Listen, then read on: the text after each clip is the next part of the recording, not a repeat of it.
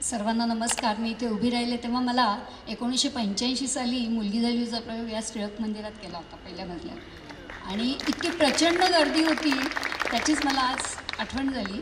आणि फार मोठ्या प्रमाणावर इथून तरुण मुली म्हणजे मला आठवते की आमची एक कार्यकर्ती तिला काय करावं सुचलं का म्हणजे तेव्हा कार्यकर्ती नव्हती तिला इतका उत्साह आला नाटक बघून की ते बंद दार होतं ना त्याच्यावर तिने चढून उडी मारली. म्हणाली मी काहीतरी केलं त्या दिवशी. असं खूप मोठ्या प्रमाणावर कॉलेजमधल्या मुली गृहिणी याच्यात सामील झाल्या म्हणून तर इतके प्रयोग आम्ही करू शकलो. कारण नाटक कुणी लिहू शकतं पण त्याचे प्रयोग करायला एक भक्कम एक फळी लागते कार्यकर्त्यांची आणि ती स्त्रीमुक्ती संघटनेला मिळाली आणि त्यामुळेच त्याचे इतके प्रयोग होऊ शकले. एक मला असं वाटतं की माझ्या आईची जी पिढी होती ती स्वातंत्र्य चळवळीतली होती. माझी आईसुद्धा स्वातंत्र्य चळवळीत काम करत होती आणि ही पिढी जेव्हा स्वातंत्र्य झाल्यावर त्यांना असं वाटलं की आता घटना लिहिली गेली त्यामुळे आपल्याला सगळी समानता नक्की मिळेल. परंतु 75 साली त्यांच्याही लक्षात आलं की नुसती समानता लिहून चालत नाही, आपल्याला त्याच्यासाठी संघर्ष केला पाहिजे. आणि ही जी सगळी पिढी होती म्हणजे मगाशी यांनी नावं घेतली ती 74च्या सुमाराला राजकीय पक्षांची जी फळी होती सगळी त्या महागाई प्रतिकार समिती किंवा इतर अनेक पक्षांच्या महिला आघाड्या काम करत होत्या. आम्ही मात्र त्यावेळेला 75 नंतर पक्षनिरपेक्ष काम करायचं असं ठरवलं आणि त्याप्रमाणे आम्ही बराच मोठा संच जमवून आम्ही काम करू लागलो. आणि त्यात विविध उपक्रम, कारण असं व्हायला लागलं की मुलगी झाली हो केलं की ज्या काम करायच्या त्यांना नंतर मध्ये प्रयोग नसले की वाटतं आम्हाला काहीतरी काम द्या, मी असं घरी नाही बसू शकत. मग त्यामुळे खूप उपक्रम समस्या निवारण केंद्र असो, पाळणाघरं असो, अनेक उपक्रम आम्ही चालू केले. मात्र स्त्रीमुक्ती संघटनेचा कायम जो प्रयत्न होता तो अतिशय तळागाळातल्या बायकांपर्यंत पोहोचण्याचा होतं. म्हणजे आमच्या काउन्सिलिंग सेंटरमध्ये सुद्धा वस्तीमधल्याच बायका येतात मुख्यतः आणि त्यांना ती सगळी जी मोफत त्यांना जी मदत करायची असते ती आम्ही करतो. अशीच काही काळात म्हणजे जवळजवळ 25 वर्ष या कामात गेल्यावर जेव्हा मुंबईमध्ये आम्ही मुंबईतल्या झोपडपट्ट्यांमध्ये सुद्धा काम करत होतो तेव्हा काही वेगळ्याच बायका आम्हाला दिसायला लागल्यानंतर आणि असं वाटलं की ह्यांच्यापर्यंत आपण पोचायला पाहिजे. त्या होतात कचरा वेचणाऱ्या बायका. यात खरं म्हणजे पार्ल्यामध्ये बऱ्यापैकी कचऱ्याचं सेग्रिगेशन होतं त्यामुळे याच्यावर जास्त खूप मी बोलत नाही, पण तरी मुद्दाम हे सांगायला पाहिजे की आजही म्हणजे कुणालाही विचारलं की कचरा वेगळा कर तर त्यांनी आधी म्युन्सिपाल्टीने आम्हाला का सांगितलं, आम्ही टॅक्स देतो वगैरे, पहिला हा मुद्दा असतो. दुसरा मुद्दा असतो की मी का करू, हे काय माझं काम आहे. म्हणजे कुणाचं काम आहे? कोणीतरी तुमच्या डोक्यात आहे ना की ह्या व्यक्तीनेच हे काम करावं. ही जी काही जाती व्यवस्था आपल्या डोक्यात आहे ती तोंडावरनं किती म्हटलं की मला बाबा मी काही जात मानत नाही, पण प्रत्यक्षात मात्र ही जात आपण सतत मानत असतो आणि म्हणूनच दुसऱ्या कोणीतरी हे काम करावं, दुसऱ्या कोणीतरी घाणीत काम करावं. म्हणजे आम्ही स्वतःच्या कचऱ्यात हात घालणार नाही पण दुसऱ्या कोणीतरी माझा कचरा साफ करावा, त्यांनी तो वेगळा करावा. आणि एक सगळ्यांनी लक्षात ठेवावं की जसा पैसा वाढतो तसा कचरा वाढतो.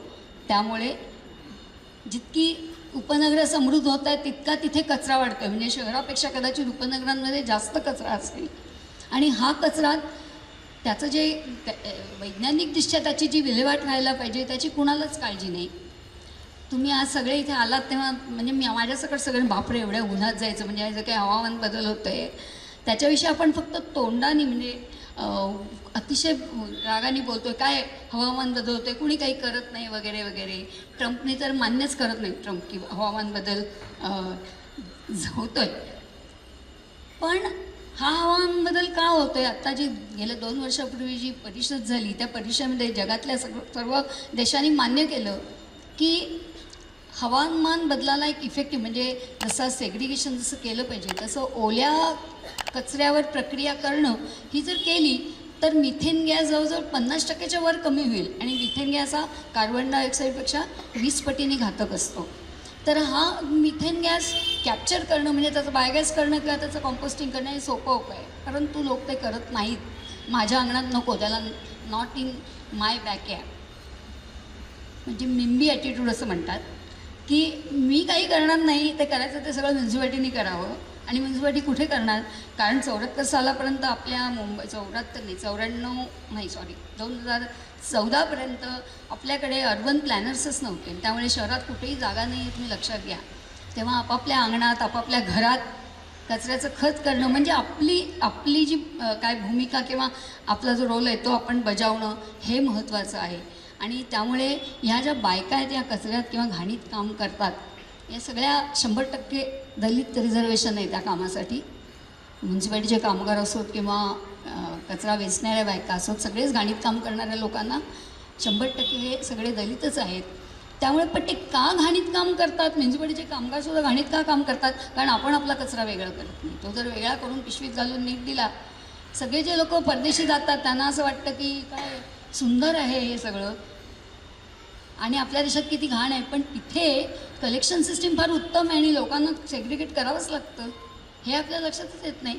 आणि त्यामुळे मला वाटतं म्हणजे उद्यापासूनची सुरुवात आहे ती आपला कचरा निदान आपल्या घरात तरी वेगळा केला पाहिजे. तो वेगळा ठेवायला पाहिजे, करायला पण नको, फक्त वेगळा ठेवा. इतकी साधी गोष्टसुद्धा आपल्या बाकी इतक्या हजारो गोष्टी आपण बोलतो पण याबद्दल बोलत नाही. आणि तो कचरा वेगळा ठेवून म्युन्सिपाल्टीकडे जर वेगळा दिला, कारण कुठलीही जगातली म्युन्सिपाल्टी कचरा एकत्र असेल तर त्याचं काही करू शकत नाही. तो फक्त इन्सिनरेशनमध्ये घातला जाईल आणि इन्सिनरेशन म्हणजे त्याच्यातून डायऑक्सिन्स तयार होतात आणि कॅन्सरसारखे आजार होतात. तेव्हा ते आपल्या शहराला ते हवं आहे का, याचाही आपण विचार केला पाहिजे. कारण हवा इकडून तिकडे येते, ते गोवंडीला इन्सिनेटर लावला तरी ती हवा इकडे येणार नाही असं काही तुम्ही समजू नका. जर इन्सिनेटर इतका चांगला असेल ना, तो मलबारीला लावा ना, इथे कशाला पाहिजे गोवंडीला. गोवंडी जिथे 7 लाख लोक राहतात ऑलरेडी, जिथे ऑलरेडी डम्पिंग ग्राउंड आहे तिथे इन्सिनरेटर लावा असं आपण म्हणतो. तर याचा आपण कसा नागरिक म्हणून विचार करतो मुंबई शहरासाठी मला माहिती नाही. त्यामुळे याबद्दल आपण जागरूक असलं पाहिजे नागरिक म्हणून, कारण नागरिक म्हणून आपण खरोखरच जागरूक नाही आहे. आणि मग त्यामुळे आम्ही जेव्हा या कामाला सुरुवात केली तेव्हा सगळ्यांनी विचारलं, तुम्ही ते स्त्रीमुक्ती सोडून कचऱ्यात कशाला आलात. तर हा कचऱ्याचा स्त्रियांची खूप मोठा संबंध आहे. केवळ कचरा काढतात स्त्रिया म्हणून नाही, म्हणजे मी असं नाही म्हणणार की पुरुष कचरा करतात आणि बायका फक्त काढतात. बायकाही कचरा करतात, स्वयंपाकघरात करतात. आपण किती जेवण टाकतो, 30% कचरा हा टाकलेल्या जेवणाचा असतो आणि 30% घरातल्या अन्न जे वाया जातं सगळं, एकूणच 30% कचरा हा वाया गेलेल्या अन्नाचा असतो आणि 30% कचरा हा घरगुती कचरा असतो. ओल्या कचऱ्याबद्दल बोलते मी.